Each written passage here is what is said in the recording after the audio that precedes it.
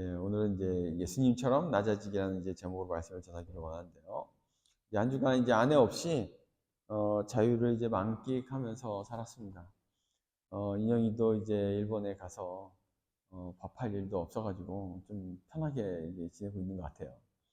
혼자 이제 책도 읽을 수 있는 시간도 많았고 한동안 밀린 일들을 또 처리하기도 했습니다. 어제도 이제 혼자 앉아서 성경을 읽으면서 말씀을 이제 묵상하는데 제 아이패드를 통해 잔잔하게 들리는 이제 가사 없이 흘러나오는 찬양이 저의 이제 외로운 마음을 쓰다듬어 주는 느낌을 받았습니다.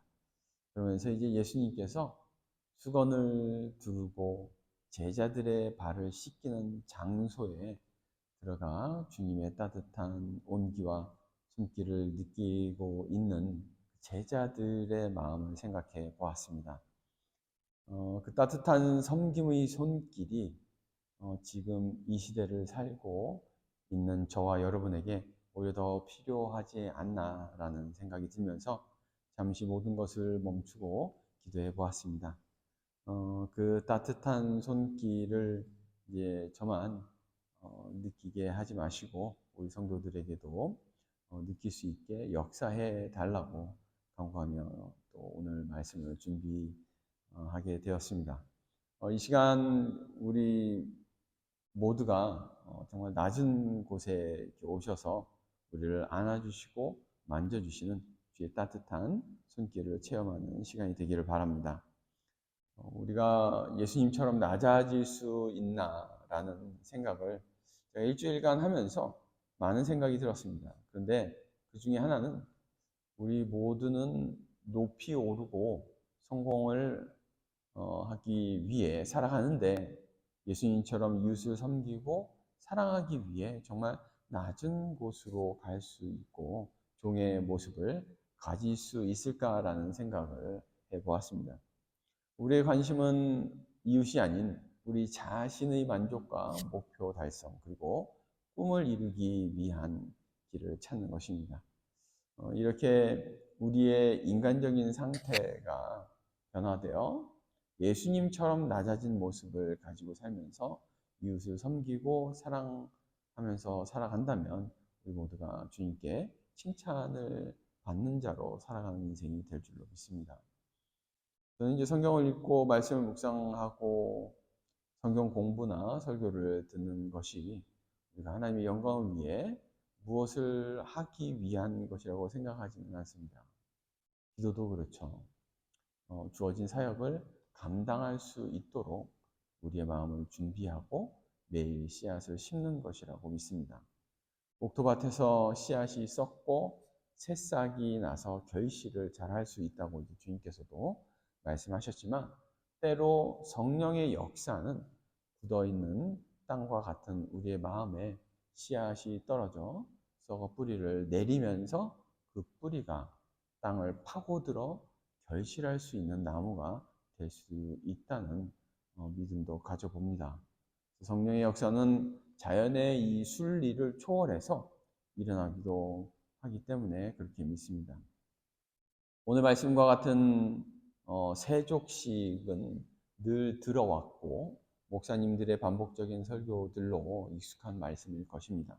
하지만 성령님이 역사하시면 그 익숙한 말씀이 새롭게 다가올 수도 있다는 것을 믿으시기 바랍니다.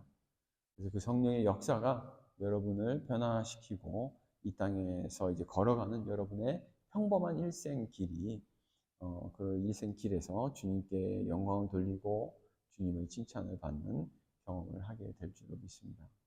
그래서 오늘 본문 말씀을 이제 통해 생각해 볼 첫 번째 말씀은 주님의 낮음에서 나오는 온기를 우리도 품어낼 수 있기를 소망하자입니다. 요한복음 13장 4절에서 5절 말씀을 제가 다시 읽어드리면 잡수시던 자리에서 일어나서 겉옷을 벗고 수건을 가져다가 허리에 두르셨다. 그리고 대야에 물을 담아다가 제자들의 발을 씻기시고 그 두른 수건으로 닦아주셨다. 예수님은 곧 잡혀서 고난의 시간을 보내야 한다는 것을 알고 있으시고 자신의 때가 빠르게 오고 있다는 것을 인식하시면서 최후의 만찬을 제자들과 하셨습니다.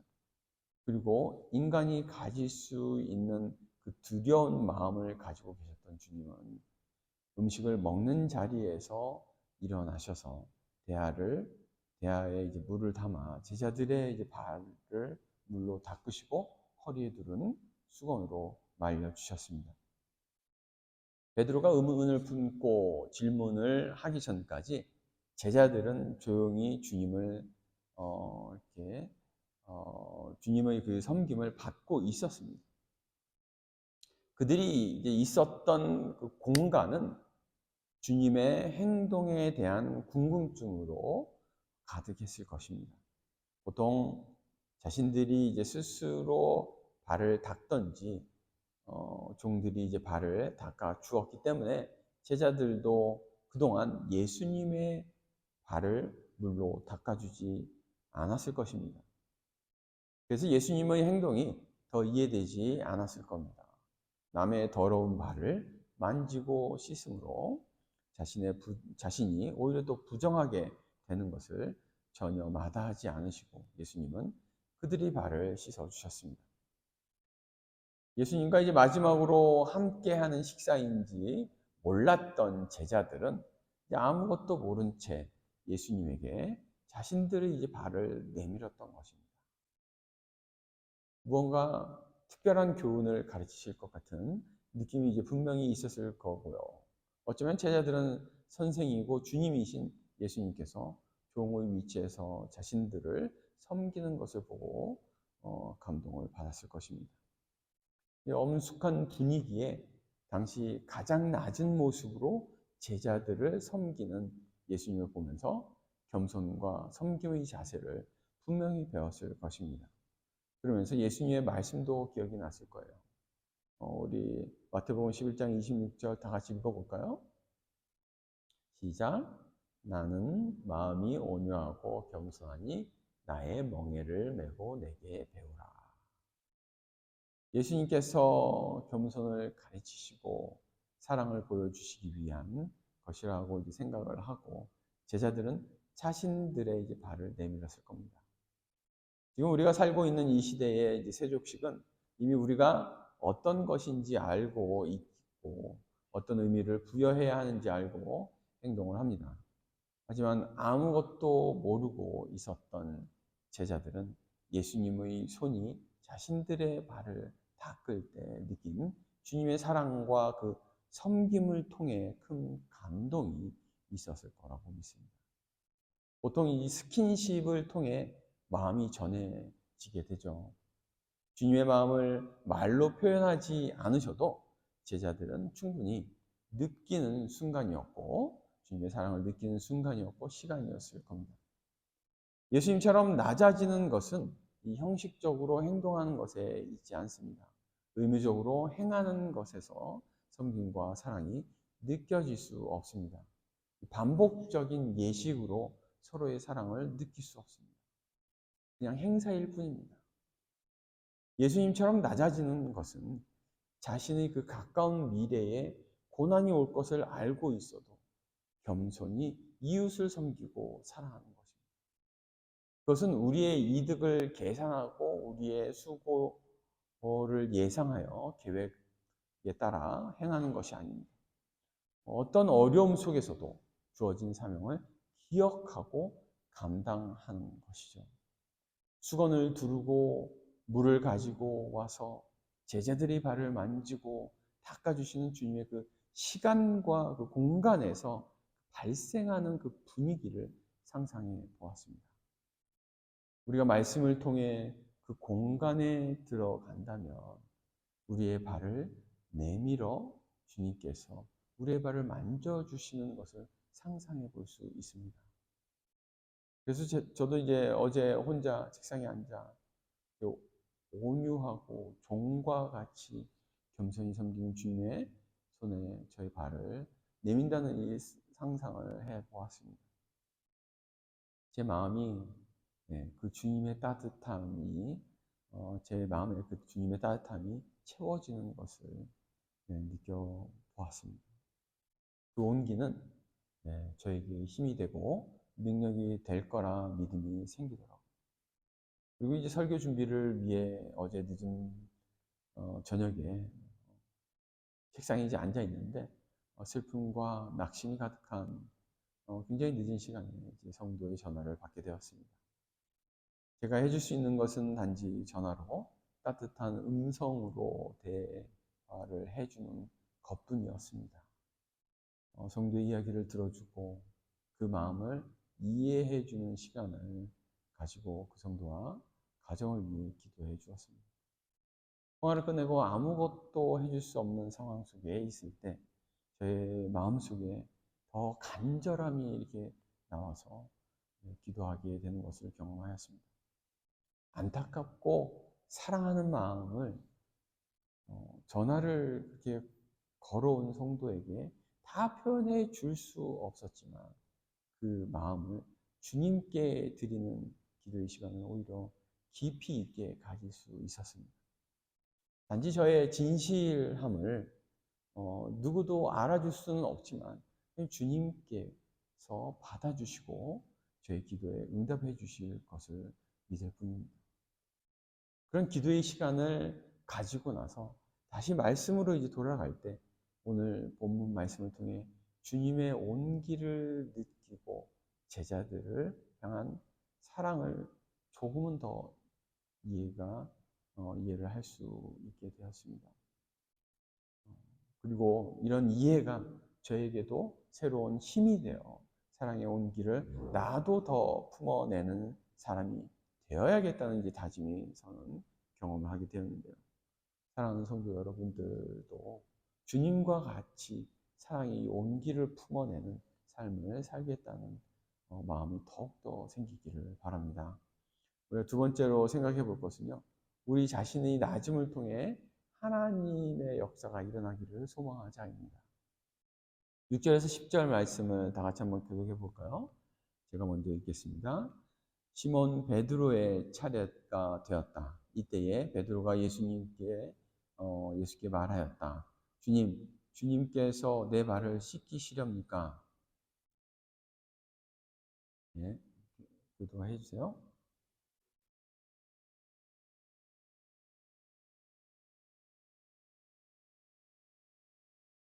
베드로가 다시 예수께 말하였다. 아닙니다. 내 발은 절대로 씻기지 못하십니다.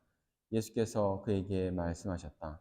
내가 너를 씻기지 아니하면 너는 나와 상관이 없다.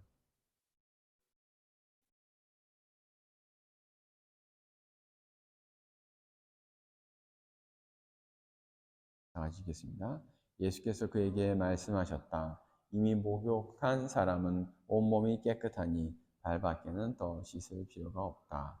너희는 깨끗하다. 그러나 다 그런 것은 아니다. 여기서 이제 예수님은 손과 머리도 씻겨달라고 하는 이제 베드로에게 이 목욕을 한 사람은 몸이 깨끗해서 이제 발만 씻으면 된다고 말씀하십니다.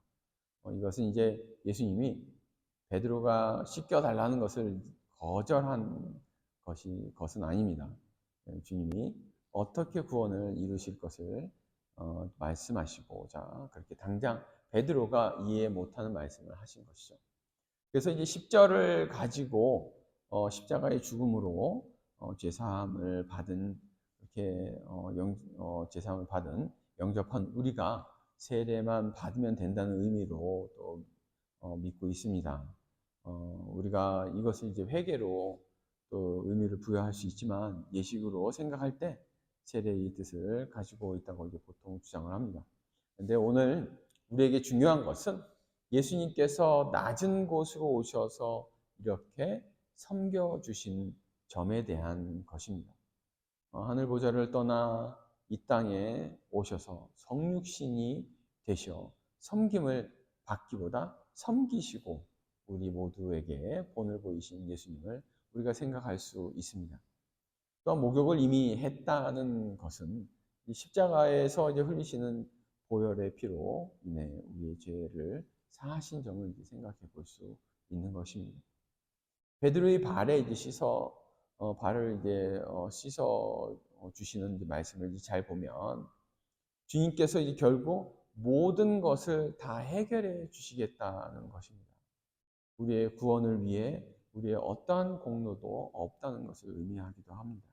그래서 이제 베드로에게 그냥 발을 내밀라고 하시고 그 발을 주님께서 또한 씻어 주신 겁니다.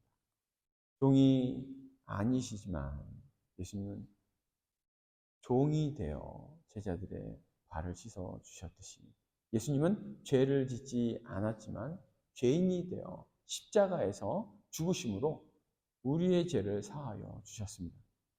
낮아짐을 통해 하나님의 뜻을 이루신 예수 그리스도를 우리가 볼 수 있습니다. 예수님의 낮아짐은 의무가 아니었습니다. 억지로 해야 하니까 하는 것이 아니라 저와 여러분을 사랑해서 그렇게 자신을 내어주시고 겸손히 섬겨주신 것입니다.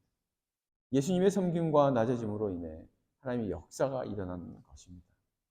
우리가 이렇게 주님을 따라 살아갈 때 하나님께서 그렇게 역사하시는 것입니다. 그래서 섬김이 있고 낮아짐이 있는 곳에 부흥이 있고 하나님의 사랑과 은혜를 체험하게 되는 것이죠. 주님을 통해 일어난 그 구원의 역사가 은혜 교회를 통해서도 일어나게 될 줄로 믿습니다. 세 번째로 우리가 또 생각해 볼 것은요. 문제를 품고 살아가는 능력의 사람이 되기를 소망하자. 우리가 11절에서 15절 말씀 한번 다 같이 읽어볼까요? 시작. 예수께서는 자기를 팔아 넘길 사람을 알고 계셨다. 그러므로 너희가 다 깨끗한 것은 아니다 라고 말씀하신 것이다. 예수께서 제자들의 발을 씻겨주신 뒤에 옷을 입으시고 식탁에 다시 앉으셔서 그들에게 말씀하셨다. 내가 너희에게 한 일을 알겠느냐? 너희가 나를 선생님 또는 주님이라고 부르는데 그것은 옳은 말이다.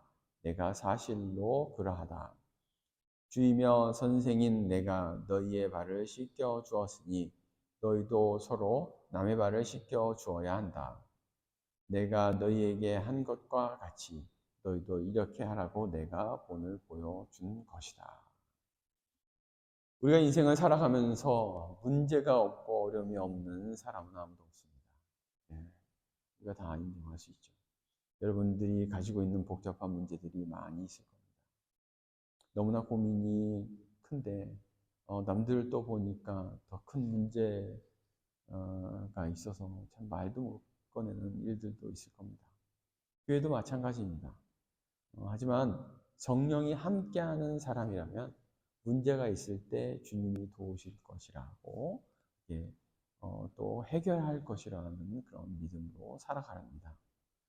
사랑이 충만한 사람은 모든 허물을 덮으면서 살아가기 때문에 또 사랑하면서 자기를 또 이렇게 해야 하고 상하게 하는 사람을 또 사랑하면서 이렇게 살아갑니다.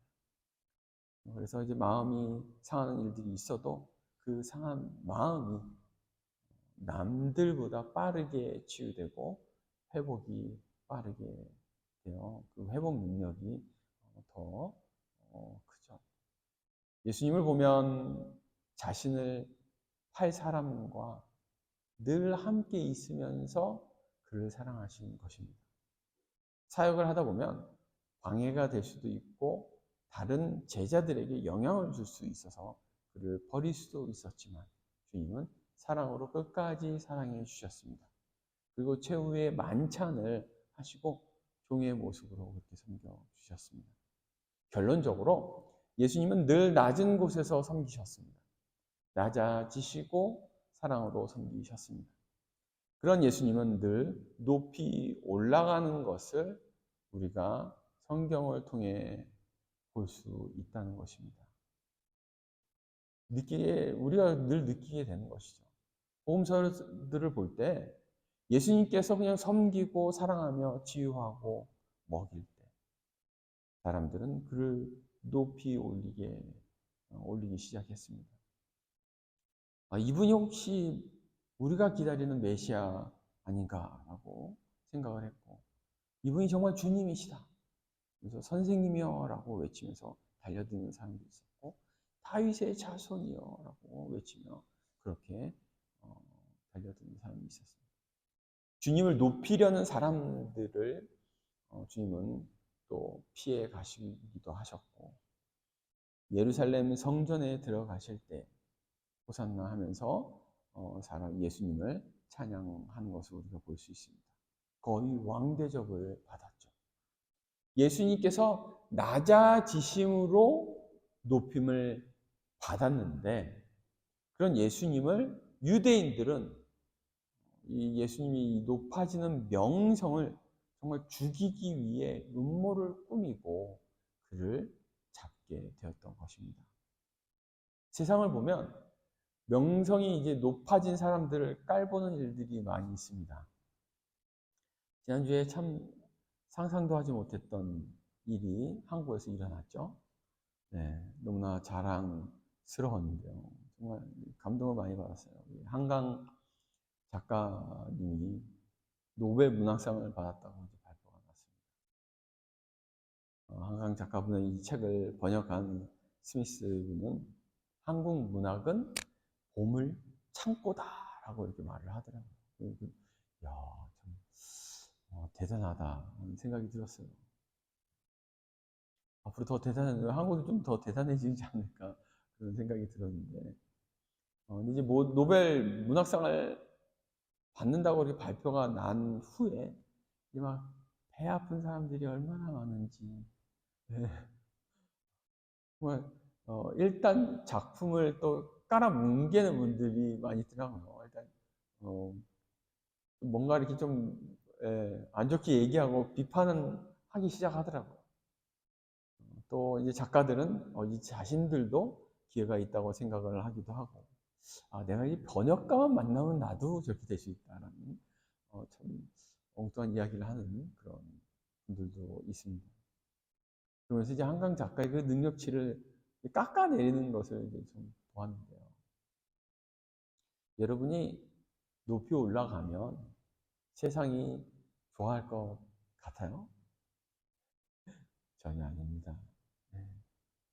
요즘 유행하는 말 중에 이런 것이 있더라고요. 특히 젊은 분들이 하는 얘기가, 나는 돈 많은 무명인이 되고 싶다라고 이렇게 얘기를 하더라고요. 유명해지면 너무 피곤하니까, 너무 힘드니까. 네.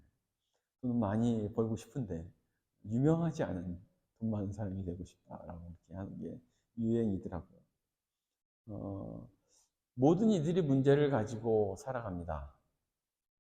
그런데 세상의 삶을, 그러니까 이 세상에서 예수님의 삶을 우리가 더 자세히 이제 우리가 세상에 살면서 예수님의 삶을 더 자세히 이제 보게 되면 예수님의 삶을 이렇게 볼 때 주님의 그 사랑에 대한 그 깊이를 더 느끼게 되죠.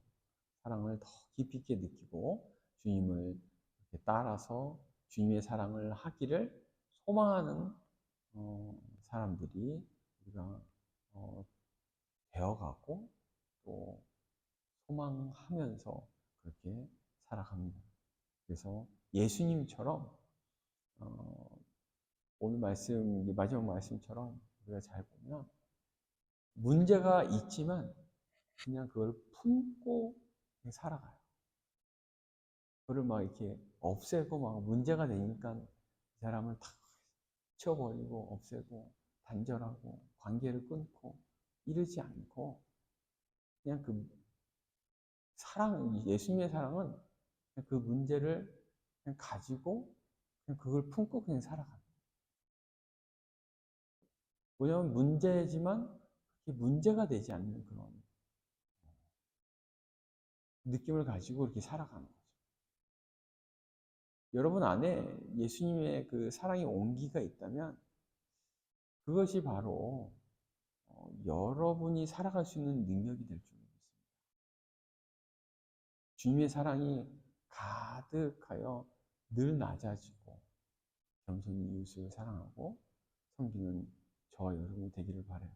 그리고 어떠한 문제들이 있더라도 그 문제들을 막 우리가 또 해결하고 이겨내려고 하고 하지만 당장 해결하지 못하더라도 주님이 있기 때문에 문제가 있음에도 불구하고 주님의 은혜로 여러분이 기쁘게 행복하게 살아갈 수 있습니다. 그걸 믿으시기 바랍니다. 그래서 주님을 믿고 온전히 주님처럼 사랑하고 주님을 그렇게 따라가는 저와 여러분들, 그리고 주님처럼 그렇게 낮아지고 겸손하여서 이웃을 사랑하고 섬기는 저와 여러분이 되어서 늘 축복이 넘치는 삶을 살기를 예수 그리스도 이름으로 축원합니다.